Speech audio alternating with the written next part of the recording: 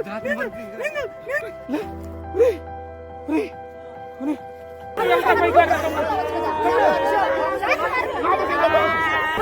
The lord. దేవునికి మహిమ కలుగును గాక.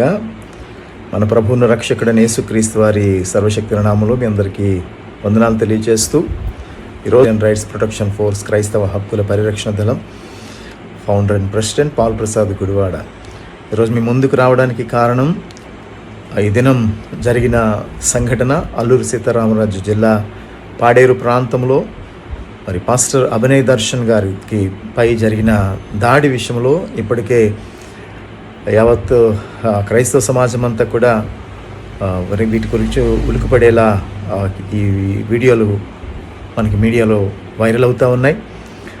వారిపై దాడి చేసిన వారిని త్వరితంగా గుర్తించాలని సిఆర్పి ఫోర్స్ ఇండియా తరఫున మేము స్పందిస్తూ ఖండిస్తూ ఉన్నాం.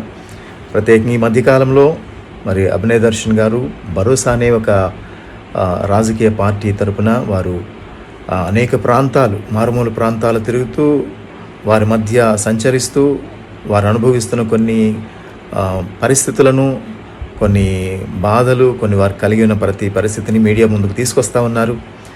మరి వారు చేస్తున్న ఈ కార్యాలలో వారికి కలుగుతున్న అనేకమైన ఆటంకాలు కూడా మనం చూస్తూ ఉన్నాం. ఏదేమైనా ఒక క్రైస్తవ నాయకులుగా, క్రైస్తవ సమాజంగా, క్రైస్తవ సమాజ పరిరక్షణ కొరకై ముందుకు వెళ్తున్న సిఆర్పి ఫోర్స్ ఇండియా ఈ విషయాన్ని ఖండిస్తూ ఉన్నాం. త్వరితమే నిజానిజాలను నిర్ధారణలోకి తీసుకొని రావాలి.